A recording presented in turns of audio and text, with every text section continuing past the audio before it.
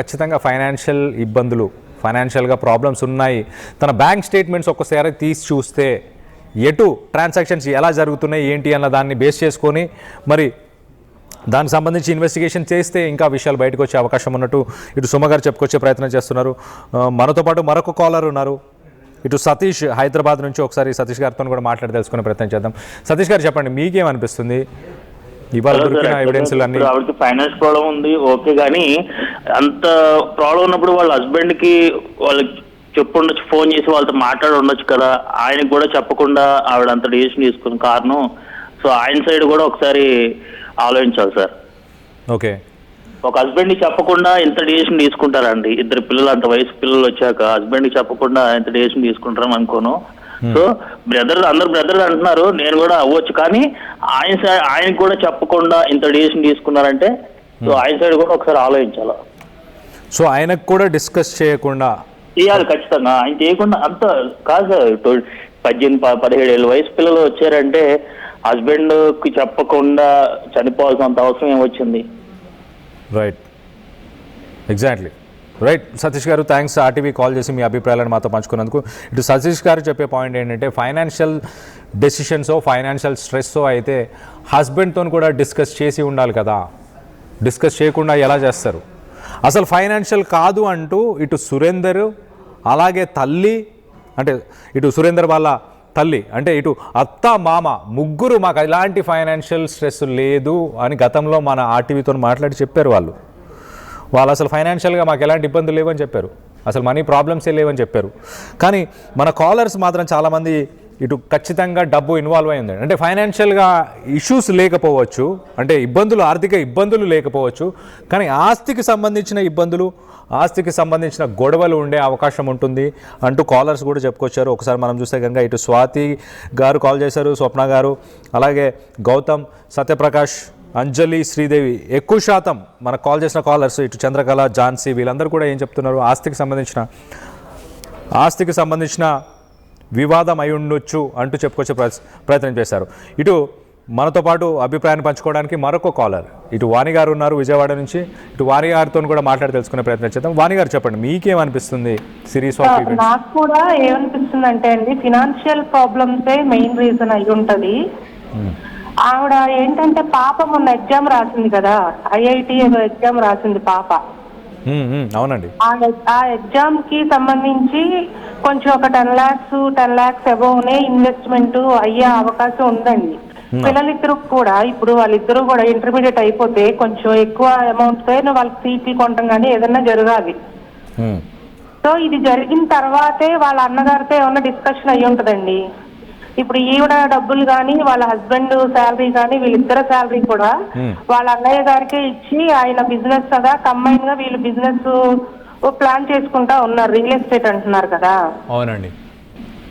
అలా జరిగినప్పుడు ఆ డిస్కషన్స్ ప్రాపర్టీలు ఏమి సేల్ చేయడం, వాళ్ళ అమ్మగారు కూడా మాట్లాడేటప్పుడు ఎక్కువ ప్రాపర్టీస్ గురించే మాట్లాడుతుంది, కానీ వాళ్ళ అమ్మగారికి కూతురు మీద కానీ మనవడు మనవరాల మీద కానీ నాకు ప్రేమ అయితే కనపడలేదండి.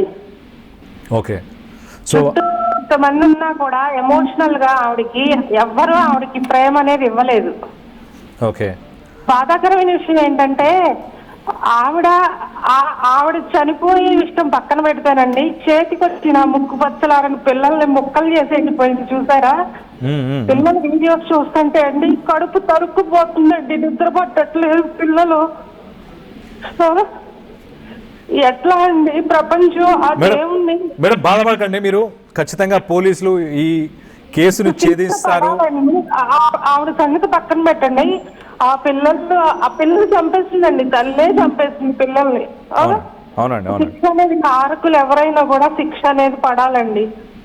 ఖచ్చితంగా పోలీసులు అదే భర్తని అసలు అర్థం కావట్లేదండి, అటు భర్తని డౌట్ చేయాలా, ఇటు ఈవిడైతే అత్తగారి వైపు నుంచి కాకుండా వాళ్ళ బ్రదరు వాళ్ళ మదర్ ఫ్యామిలీతోనే ఈవిడ ఎక్కువ నమ్మింది, వాళ్ళనే నమ్మింది, వాళ్ళతోనే అటాచ్మెంట్ ఉంది వీళ్ళకి. రైట్, అవునండి. వాణి గారు మీరు చెప్పినట్టు ఖచ్చితంగా ఎవరైతే దీనికి కారకులయ్యారో వాళ్ళందరినీ కూడా కఠినంగా శిక్షించాలి. అండ్ ఈమె చిన్న వయసులోనే ఈమెకు పెళ్ళైందండి, ఇప్పుడు 38 సంవత్సరాలకి. ఆవిడ మైండ్ బాగాలేదు, ఆవిడ లైఫ్ హ్యాపీగా లేకపోవచ్చు, ఆవిడ సగం లైఫ్ అయిపోయింది ఆవిడది. పిల్లలకి ఇప్పుడే లైఫ్ స్టార్ట్ అవుతుందండి. వాళ్ళకి Right. ఎన్ని ఆశలు ఎన్ని కోరికలు ఉంటాయి. వాళ్ళు హ్యాపీగా వాళ్ళ హాస్టల్లో వాళ్ళు ఉంటున్నారు కదా, అవునండి. వాళ్ళని ఎందుకండి చంపటం? రైట్. ఖచ్చితంగా జరిగిన ఇన్సిడెంట్ దారుణమైన విషయం ఏంటంటే అండి, ఆ పిల్లల్ని ఆ విజువల్స్ చూస్తుంటే ఎంతమంది కంటనీరు, ఎంతమంది బాధపడుతున్నారు అండి. మన తెలుగు 2 రాష్ట్రాల్లో కానీ, మాకు దేశం విషయం అయితే తెలియదు కానీ శిక్ష అనేది అయితే పడాలండి. ఆ వాళ్ళ చావులకి గల కారకులకి అయితే శిక్ష పడాలి. అసలు ఎవరిలోనూ బాధ కనిపించలేదండి. వాళ్ళ బ్రదర్ కానీ వాళ్ళ మదర్లో అయితే అసలు కనిపించట్లా. రైట్. వాళ్ళ మదరు నిజంగా ఆవిడ ప్రేమించినట్లయితే ఆవిడ ఈ రోజు చనిపోయేది కాదండి. రైట్. అంత ప్రేమ ఉండుంటే ఇలాంటి ఇన్సిడెంట్ జరగకపోయి ఉండొచ్చు. ఎవరైనా కూడా మన కోసం మనం బతకాలండి. భర్త కోసం బతకూడదు, పిల్లల కోసం కాదు. మన లైఫ్ మనం లీడ్ చేయాలి. దేవుడి కోసం బతకండి. దేవుడు ఒక్కడే మనకు ప్యూర్ లవ్ ఇచ్చేది. మనం కూడా ఆయనకి ఇవ్వాల్సింది. మనం వచ్చాం కాబట్టి మన రెస్పాన్సిబిలిటీస్ మనం ఫుల్ఫిల్ చేసుకుని వెళ్ళాలే. కానీ ఇలాంటి దారుణమైన నిర్ణయం అండి 4 రోజుల నుంచి నేనైతే ఏడవని రోజు లేదండి. వాణి గారు, మీరు బాధపడకండి. ఖచ్చితంగా పోలీసులు ఈ కేసుని ఛేదిస్తారు. ఆ ఫోన్లోనే దానికి సంబంధించిన మిస్టరీ, ఆ ట్విస్ట్లు, ఆ ఎవిడెన్సెస్ ఏవైతే ఉన్నాయో అవన్నీ ఖచ్చితంగా దొరుకుతాయి. ఇటు ఆస్తుల గురించి కావచ్చు, ఇటు బ్యాంక్ స్టేట్మెంట్స్ అన్నీ తీసినా కూడా ఎలాంటి ట్రాన్సాక్షన్స్ జరిగాయి, లావాదేవీలు ఏం జరిగాయి, ఇలాంటి విషయాలన్నీ కూడా ఖచ్చితంగా పోలీసులు ఇవన్నీ కూడా చూస్తారు. ఇవన్నీ చూసిన తర్వాతనే వాళ్ళు డెసిషన్ తీసుకోబోతారు. ఖచ్చితంగా మీరైతే బాధపడకండి. మనతో పాటు మరొక కాలర్ ఉన్నారు, ఇటు స్వాతి గారు విజయవాడ నుంచి. స్వప్న గారు చెప్పండి. మళ్ళీ కాల్ చేసినట్టున్నారు స్వప్న గారు, మీరు చెప్పండి, మీరేమనుకుంటున్నారు? రైట్. స్వప్న గారు మరొకసారి కాల్ చేసే ప్రయత్నం చేయండి. సో మొత్తం మీద ఇటు ఎక్కువ శాతం అనుమానాలు ఆస్తికి సంబంధించిన విషయాలే అయి ఉంటాయి అంటూ చాలామంది చెప్పుకొచ్చే ప్రయత్నం చేస్తున్నారు. సో పోలీసులు అదే కోణంలో ఇన్వెస్టిగేషన్ చేస్తున్నారా? ఇటు ఫోన్ అయితే చాలా కీలకంగా మారింది. ఫోన్ ఆ కార్లో ఎందుకు ప్లేస్ చేశారు? అలాగే ఆ కార్ కీస్ని కొడుకు పాకెట్లోనే అలానే తీసుకెళ్ళాడు. మనం నిన్న మొన్న చూసిన విజువల్స్లో చూసాం. కొడుకు ఇటు తల్లితో పాటు నడుస్తున్న సమయంలో ఎడమ చేతిలో ఉన్న ఆ కార్ కీస్ని కాస్త కుడి చేతిలోకి తీసుకున్నాడు. ఆ కీస్తో కూడా చాలా క్యాజువల్గా, అసలు ఆ సీసీటీవీ ఫుటేజ్లో ఎక్కడా మరి అలాంటి డెసిషన్ తీసుకున్నారు ముగ్గురు అన్న బాడీ లాంగ్వేజ్ ఎక్కడ కనిపించలేదు. చాలా క్యాజువల్గా, ఎలా అయితే రైల్వే స్టేషన్కి వెళ్ళినప్పుడు సాధారణంగా ప్రజలందరూ ఎలా ఉంటారో అలాంటి బాడీ లాంగ్వేజే కనిపించింది. కానీ మదర్కి మాత్రం, అంటే విజయారెడ్డికి మాత్రం చాలా క్లారిటీ ఉంది. చాలా క్లియర్గా ఆమె ఆ డెసిషన్ ముందే తీసుకున్నట్టు అర్థమవుతుంది. ఫోన్ ప్లేస్ చేయడం, కొడుకు చేతి మీద ఫోన్ నంబర్ రాయడం, అలాగే ఆ కార్ కీస్ పాకెట్లో పెట్టుకొని తీసుకొని వెళ్ళడం, సీసీటీవీలను చూస్తూ ఉండడం, ఇవన్నీ జరగడం, డెసిషన్ తీసుకుంది. కానీ అన్నిటికంటే ఆలోచించాల్సిన విషయం ఏంటంటే జనవరి 28న సరిగ్గా ఒక్క రోజు ముందు, అంటే 28నే ఇటు కూతురు చేతనాని విజయరెడ్డి దగ్గరుండి హాస్టల్కి తీసుకెళ్ళి ఎగ్జామ్కి తీసుకొచ్చింది, ఎగ్జామ్ రాయించింది. తర్వాత పొద్దున్నే వెళ్ళే ముందు అదే కారు, ఆ ఫోటోలో కనిపించే కారునే ఉదయం ఇటు చేతన కూతురు అలాగే తల్లి విజయరెడ్డి ఇద్దరు కార్ని వాష్ చేస్తారు. ఇద్దరు కలిసి కార్ని క్లీన్ చేసుకొని దాని తర్వాత హాస్టల్లో కూతుర్ని దింపడానికి, హాస్టల్లో మరి కొన్ని రోజులు పిల్లలకి స్నాక్స్ కావాలి అంటూ వెళ్ళి స్నాక్స్ కూడా కొనుక్కొని వచ్చి కూతుర్ని తీసుకొని జనవరి 28న తీసుకెళ్ళి కూతుర్ని హాస్టల్లో దింపింది. 28న 29న ఏం జరిగింది? 30 రోజు ఈ సంఘటన జరిగింది. 30 రోజు రాత్రి అనొచ్చు, లేకపోతే 31 తెల్లవారుజామున అనొచ్చు. సో 20న కనుక ఇలాంటి ఆలోచనలు ఉంటే కూతుర్ని హాస్టల్కి పంపించే అసలు అవకాశమే లేదు కదా, పంపించాల్సిన అవసరమే లేదు కదా. కానీ 28 హాస్టల్కి పంపించింది. 29న ఎవరితో ఫోన్లు మాట్లాడింది? జనవరి 30న మనం చూస్తే కనుక జనవరి 30న ఇటు గంట సేపు ఆ రైల్వే స్టేషన్కి వెళ్ళిన తర్వాత ఒక గంట సేపు ఒక ఫోన్ కాల్ మాట్లాడినట్టు తెలుస్తుంది. ఎవరు ఆ పర్సన్? ఇటు చేతి మీద, కొడుకు చేతి మీద తన ఫోన్ నంబరే ఎందుకు రాసింది? అసలు ఫోన్ నంబర్ రాయాల్సిన అవసరం ఏంటి? ఫోన్ నంబర్ ఎవరి నంబర్ అయినా రాసి ఉండొచ్చు కదా, తన నంబరే ఎందుకు రాసింది? తన ఫోన్ మళ్ళీ జాగ్రత్తగా కార్లోనే పెట్టారు. ఆ ఫోన్ తీసుకెళ్లే ప్రయత్నం చేయలేదు. అంటే ఎవరితో మాట్లాడే ఉద్దేశం లేదు. దాని తర్వాత ఆ లాస్ట్ కాలే ఇంపార్టెంట్ కాల్. ఆ లాస్ట్ కాల్ ఎవరితో మాట్లాడారు? ఎందుకంటే దాని తర్వాత అసలు మాట్లాడే ఉద్దేశం లేదు కాబట్టి ఫోన్ కార్లో పెట్టేసింది. అలాగే అదొక ఎవిడెన్స్ లాగా పనికొస్తుంది అన్న ఉద్దేశంతో పెట్టిందా?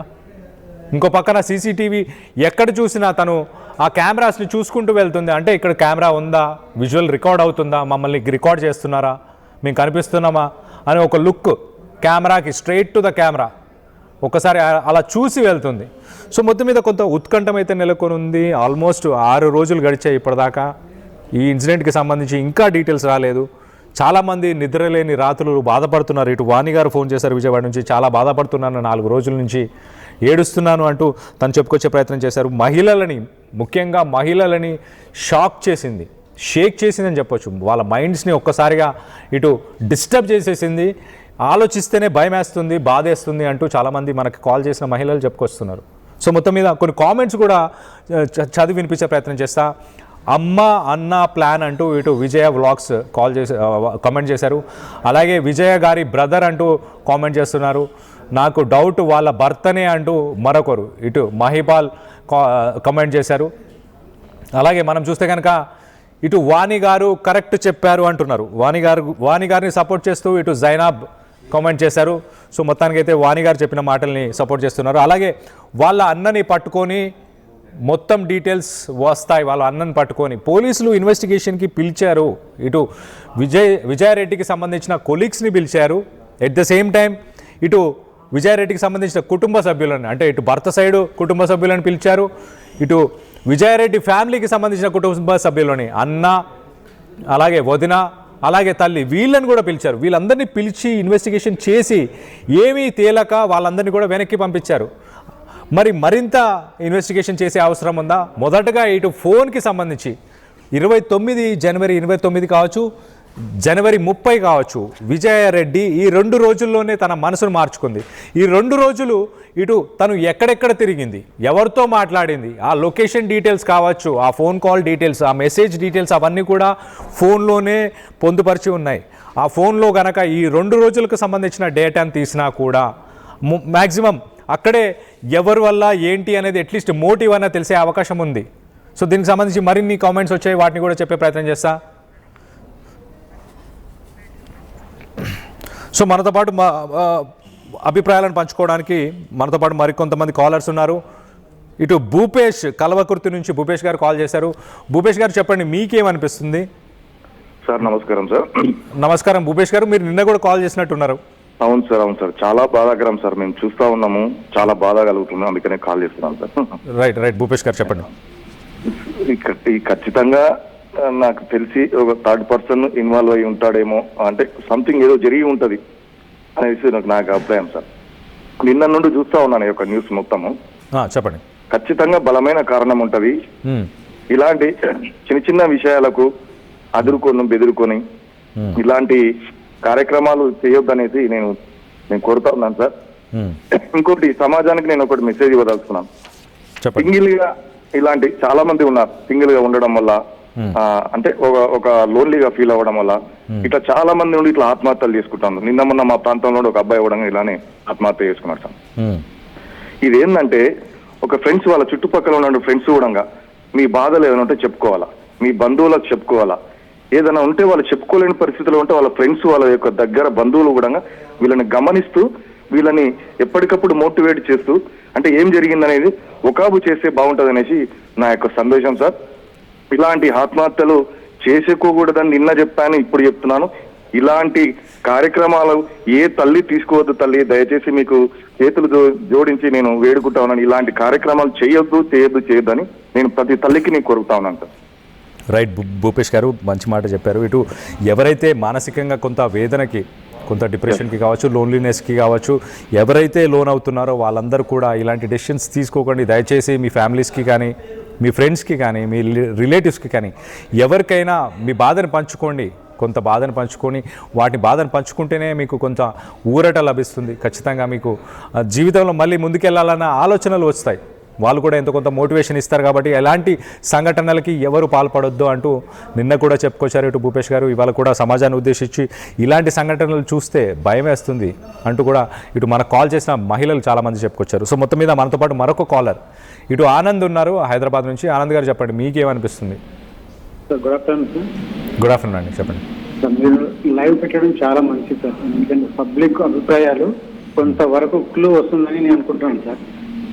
చెప్పండి. ఎందుకంటే సరే బయటి వాళ్ళు బ్లాక్మెయిల్ చేస్తే తల్లిదండ్రులకు చెప్పుకుంటారు, అన్నదమ్ములకు చెప్పుకుంటారు.